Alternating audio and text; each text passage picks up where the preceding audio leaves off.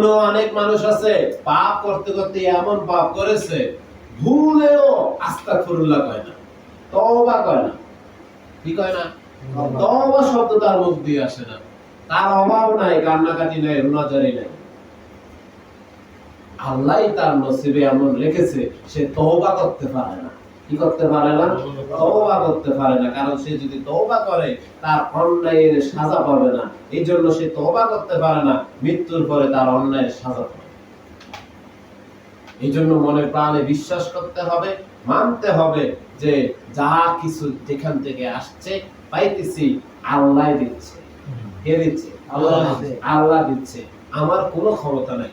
অনেক পিতা দেখবেন, যেমন ঈদের কথা বলছিলাম, ঈদের শুরু যদি সন্তানাদিদেরকে ভালো কিছু দিতে না পারে দুঃখ পায়, হায় হায় আমি আমার সন্তানদের জন্য মার্কেট করতে পারলাম না। এই দুঃখটা যখন পাইছে তখন তার আল্লাহর জিকির ছিল না, সে আল্লাহকে অমান্য করেছে।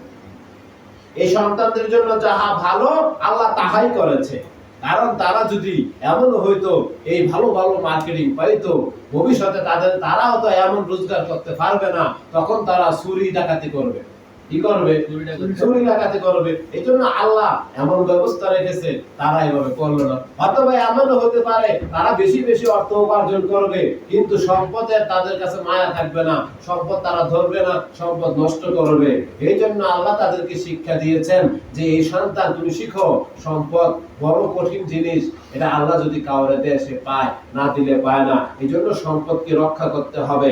সম্পদ আমি যাদেরকে দিতেছি তাদের দায়িত্ব হচ্ছে যাদেরকে আমি দেইনি তাদেরকে দান সদকা করা। তুমি সম্পদ নষ্ট করবা না, যাদের কাছে নাই তাদেরকে দান সদকা করো।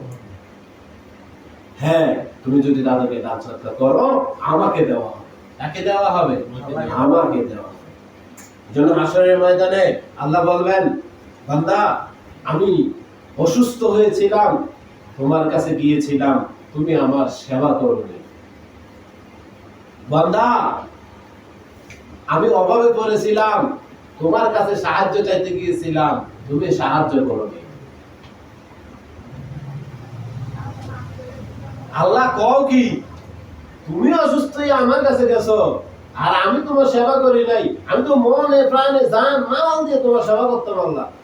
হ্যাঁ, অমুক একটা বান্দা তোর কাছে গেছিল অসুস্থ হয়ে, তুই যদি সেবা করতি আমার সেবা করা। অমুক এক বান্দা অভাবে পড়িয়া তোর কাছে গেছিল, যদি সাহায্য করতি আমি আল্লাহরে সাহায্য করা হতো। আমাদের অন্তরে আল্লাহর জিকির নাই, এই জন্য আমরা কারো সেবা করতে পারি না, এই জন্য আমরা কাউরে সাহায্য করতে পারি না। যদি পারতাম আল্লাহরে দেওয়া হইতো, আল্লাহরে সেবা করা, ফকর করতে নেই। আমরা অনেক সময় এদিকে যাইয়া শেষ করতেছি, পীর ফকিরের দরবারে যাই না? আমি এখন ফকির বাকি বিল্লাহ দিকে যাব। ফকির বাকি বিল্লাহ কে? মুজাদ্দিদ আল-ফেসানি, মুজাদ্দিদ তরিকার ইমাম মুজাদ্দিদ আল-ফেসানির পীর বাকি বিল্লাহ। মুজাদ্দিদ আল-ফেসানির পীরের নাম হচ্ছে বাকি বিল্লাহ, ফকির বাকি বিল্লাহ। ফকির বাকি বিল্লাহ রাহমাতুল্লাহ আলাইহি খাদেম ওনার মাজা ব্যথা, মাজার মধ্যে তেল মালিশ করে। কি করে? তেল মালিশ করে। ওনার সামনে এক ব্যক্তি আসছে, আইয়া কইতেছে, হুজুর আমার মাজায় অনেক ব্যথা, তেলটা ভরাইয়া দেন। তেলটা ভরাই দিয়ে কইতেছে, বাবা তুমি ভালো আসলে জানাই আমার। খাদেমে কয়, এই কেমন ভকিরি, আরেকজনের মাজা ব্যথা নিজের কোমরে তেল মালিশ। অর্থাৎ ফকিরের কাছে যখন কেউ যায় মাজা ব্যথা তেল ভরা নেওয়ার জন্য, ওই তেলটা ভরাইয়া যখন দেয় ওই রোগটা ফকিরের কাছে যায় কিছু, ফকির ভোগ কইরা ভালো হয়। তো খাদেমে কই এটা কেমন কথা, একজনের রোগ আরেকজনের টাইম দেয় এরপরে ভালো হয়। কিছুদিন পরে এক মাহফিলের মধ্যে ওই ব্যক্তি হাজির, ফকির বাকি বিল্লাহ জিজ্ঞাসা, তোমার মাজা ভালো হয়েছে? হ্যাঁ হুজুর আমার মাজা ব্যথা ভালো হয়েছে। খাদেমে কয়, এই 3 দিন তো আমি পেয়ারা মাজার ভিতরে, বাকি বিল্লাহ ফকিরের মাজার ভিতরে তেল জ্বলতে জ্বলতে জানছেন, তোমার মাজা ভালো হইতো না। তো খাদেম কয়, এই কেমন ফকিরি? বাকি বিল্লাহ রাহমাতুল্লাহ আলাইহি বলেন, তুমি কি ফকিরি দেখতে চাও না শিখতে চাও? হুজুর আমি ফকির দেখতাম চাই। আমার ফকির হওয়ার পিছনে এটা অনেক বড় একটা ইতিহাস। আমি যখন এই ইতিহাসটা পড়লাম তখন থেকে আমি ফকির হওয়ার জন্য লাগলাম। নয়তো এর আগে আমার ফকির হওয়ার ইচ্ছা ছিল না। আমার ফকির হওয়ার মধ্যে এটা একটা উৎস। তো বাকি বিল্লাহ রাহমাতুল্লাহ আলাইহির কাছে খাদেম বললো আমি ফকির দেখতাম চাই। তো আমি চিন্তা করলাম যদি ফকির হই, ফকির দেখা তো বাকি থাকে, ফকির দেখতাম চাই, ফকির তো আর হইলাম না, দেখে কি লাভ নিজে না হইতে পারলে। যেমন ধরেন আমি ড্রাইভিং করি, রাস্তার ড্রাইভার দেখা আমার বাকি থাকে, বাকি থাকে। যদি আমি ফকির হই, ফকির দেখা কি আর বাকি থাকবো? খাদেমটা কি ভুল করলো, তো খাদেম কয় আমি ফকির দেখতাম। কিছুদিন পরে ফকির বাকি বিল্লাহ ইন্তেকাল করলেন। ইন্তেকাল করার পরে ওনার মরদেহ উনি বলে গিয়েছেন বোরকা পরে এক ব্যক্তি এসে আমার জানাজা দিবে, তোমরা তার সাথে কথা বলবো না, সে এসে আল্লাহু আকবার বলে জানাজা দিয়ে চলে যাবে। তো বোরকা পরে এক ব্যক্তি আসলো, আয়েশা ফকির বাকি বিল্লাহ জানাজা দিল। সবাই দাফনের কাজে ব্যস্ত, কিন্তু খাদায় ওই ব্যক্তি পিছনে ছুটছে। জঙ্গলার মাঝখানে যায় কইতো হুজুর আপনি খেয়াল না, আমি আপনাকে চিনছি, খেয়াল। আমি মুখটা একটু খোলা, মুখটা খুলছে, দেখছে, দেখে দেখে এনে যার জানাজা করলাম ওইটা বাকি বিল্লাহ ফকির মুজাদ্দিদ আল হাসানের পীর, এখানে যারা দেখতেছি সেও তো বাকি বিল্লাহ। ও হুজুর আমি কি দেখি? কই এটা ফকির, নিজের জানাজা নিজে পড়ে। কোরআনে বলা হচ্ছে আল্লাহর যে বান্দা আল্লাহর হয়ে যায়, আমার আল্লাহ কয় বান্দার হাত আমার হাত হয়ে যায়, বান্দার পা আমার পা হয়ে যায়, বান্দার জবান আমার জবান হয়ে যায়, বান্দার জ্ঞান আমার জ্ঞান হয়ে যায়, বান্দার চোখ আমার চোখ হয়ে যায়। হে তোমরা কি জানো না যে ফকিরের কাছে গেছো, ফকির যে তেলের মধ্যে ফুট দিছে তোমার মাজা ব্যথা ভালো হয়েছে, হাকিকতে ওই ফুটা আমি আল্লাহ দিছি। সুবহানাল্লাহ। তোমার তেলের মধ্যে কোনো গায়রুল্লাহ ফু দেয় নাই, আমি আল্লাহ ফু দিছি। কারণ আমি আল্লাহ ফু দেওয়ার কারণেই তোমার মাজা ব্যথা ভালো হয়েছে। গায়রুল্লাহর কোনো ক্ষমতা নাই আমি আল্লাহ ছাড়া কোনো কিছু করার। সুবহানাল্লাহ। গায়রুল্লাহর কোনো ক্ষমতা নাই আমি আল্লাহ ছাড়া কোনো কিছু করার। আমরা ভীষণ বিপদে পড়ি, পয়রা পীর মুর্শিদের কাছে বলি, বললে সমাধান হয়। কারণ আল্লাহ তো বলেছেন যারা আমার বন্ধু তাদের হাত আমার, তাদের কান আমার, তাদের চোখ আমার, তাদের পা আমার, তাদের জবান আমার। এই বলতে কি বুঝাইছে? এই বলতে হইছে এই তারা যখন পা রাখে তাদের পায়ের মধ্যে আল্লাহর কুদরতি পা থাকে, তারা যখন হাত দিয়ে কোনো কিছু ধরে সেখানে আল্লাহর কুদরতি হাত থাকে। আবার কই না নয় বুকে শিরক করছে, আস্তিকার নাস্তিকের আলোচনা যাই আবার আমি শিরক করলে হইব? হইতো না। তারা যখন কথা বলে আল্লাহর কুদরতি জবান দিয়ে কথা বলে। দেখবেন অসংখ্য অসুস্থ তাপ করে যখন আল্লাহর কথা কয় কি সুন্দর সুস্থ মানুষের মতো কথা কয়, কি রে এটা আল্লাহর কুদরতি জবান। অসংখ্য অসুস্থ যখন নামাজে দ্বারা সুস্থ মানুষের মতো নামাজ পড়ে, এটা আল্লাহর কুদরতি দেহ।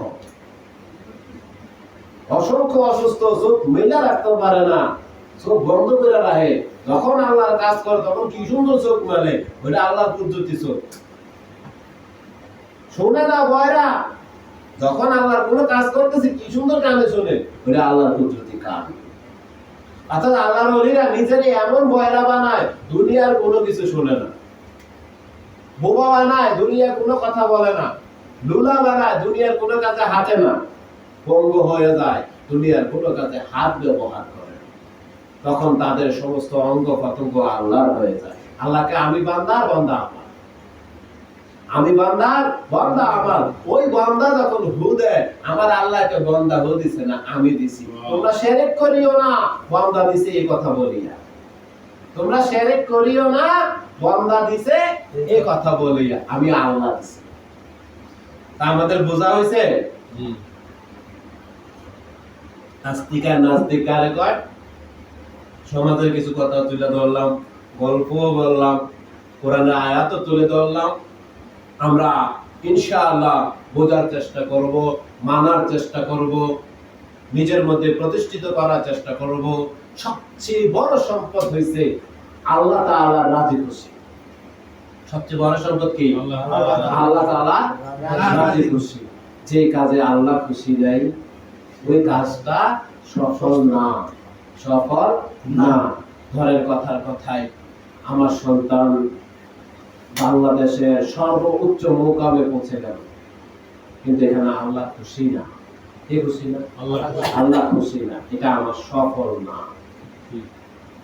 আমার সন্তান এই দেশের সবচেয়ে নিকৃষ্ট কাজে আছে। ধরেন নিকৃষ্ট কাজ বলতে কি, মেথড ট্রেন পরিষ্কার করা, এটা সেটা ঘৃণা যাদেরকে বলা হয়। আল্লাহ যদি খুশি হয় আমার সন্তানকে ক্লিনার বানাইয়া, এটা আমার সবচেয়ে বড় আলহামদুলিল্লাহ, এটা আমার সবচেয়ে বড় সম্পদ। বলতে পারলে তোমার সন্তান ক্লিনার, তুমি সবচেয়ে বড় সম্পদ হয় কেমনে? আরে ভাই, আমার সন্তানকে ক্লিনার বানাই আল্লাহ তো খুশি, এটাই আমার সবচেয়ে বড় সম্পদ। যেখানে আল্লাহ খুশি না, সেটা আমার সবচেয়ে বড় সম্পদ না। আল্লাহর খুশিটাই সবচেয়ে বড় সম্পদ। এমন কারো ক্ষমতা নাই কারো ক্ষতি করার জন্য যে কোরআন আঁকড়িয়ে ধরে। প্রশ্ন করতে পারেন তাহলে কুফর যেটা হয়, হ্যাঁ কুফর যেটা হয় সেটাও আল্লাহর মাধ্যমে বান্দা শিখেছে। আল্লাহ হারুত ও মারুত দুই ফেরেশতাকে পাঠিয়েছিলেন। লম্বা কাহিনী সংক্ষেপ করব। তারা কুফর শিক্ষা দিয়েছিলেন মানুষ ভালো কাজের জন্য, মানুষ সেটাকে খারাপ কাজে নিয়েছে। যেমন এখন আমি বলি, আইয়ুব আলাইহিস সালামের কথা বলেছিলাম। আইয়ুব আলাইহিস সালামের ইতিহাসের মধ্যে কোরআনে আমরা পাই যে শয়তান বলেছিল একটু সামান্য মদ খাওয়ার জন্য আইয়ুব আলাইহিস সালাম ভালো হবে বিবি রহিমার কাছে, অথবা একটু গায়ের মধ্যে ঢাইলা দিত, তাও ভালো হয়ে যাব। বিবি রহিমা যখন এই কথা বললো, আইয়ুব আলাইহিস সালাম বলেন, আমি সুস্থ হইলে তোরে 100 দৌড়া দেব, আমার কি আর হারাম জিনিস খাওয়াতে হইছস? এলাফতি যে ডাক্তার ওষুধ আছে না, হেরা কি করলো, এটা দিয়া যেহেতু তাড়াতাড়ি ভালো হয়, এরা সব ওষুধের মধ্যে অ্যালকোহল মেরে দিচ্ছে। কোরআন থেকে সব নেওয়া হচ্ছে, ভালোটাও নেওয়া হচ্ছে, খারাপটাও নেওয়া হচ্ছে। হোমিওপ্যাথি ওষুধ, হোমিওপ্যাথি তারা কি করলো, তারাও প্রত্যেকটা ওষুধের মধ্যে অ্যালকোহল ঢুকিয়ে দিল, তাড়াতাড়ি ভালো হয়। কি হয়? তাড়াতাড়ি ভালো হয়। কোরআন থেকে কিন্তু দিচ্ছে, কারণ কোরআনে দেখছে এটা করলে তাড়াতাড়ি হয়। তো এলাফতি ওষুধের মধ্যে অ্যালকোহল, দেখবেন আমরা সাধারণত সর্দি হয়েছে হিস্টাসিন খান, কেমনে ঘুমান কইরা, অ্যালাটল, হিস্টাসিন, বিলিস্টিন এর আছে না সর্দির ওষুধ, কিভাবে কইরা আমারে ঘুমান অ্যালকোহল। তো অ্যালকোহল তারাও তো কোরআন থেকে দেখছে। এই কোরআন এমন একটা জিনিস, এটা কইরা কেউ আস্তিক হয়, এটা কইরা আবার নাস্তিক হয়। কোরআন কইরা আস্তিক হয়, কোরআন কইরা নাস্তিক হয়, কিন্তু বুঝের কারণে। কিসের কারণে? বুঝের কারণে। এখন আমি যে কথাগুলি বলেছি, অনেকের এমন ভাবে হয়তো ঘাও লাগতে পারে, সে বলবে আমার কোনো কিছু হাসিলের জন্য হয়তো এটা বলেছে। ওই তো, এটা তার তকদির, এটা তার তকদির। তকদিরের কথা এসেছে, তার একটা উপমা দিয়েই আমরা তো শেষের দিকে চলে আসছি। আপনি ডোরা সাপ চিনেন না? যারা আমরা ডোরা সাপ বই প্রকৃত অর্থে এটা বই থেকে নাম হয়েছে ডোরা সাপ।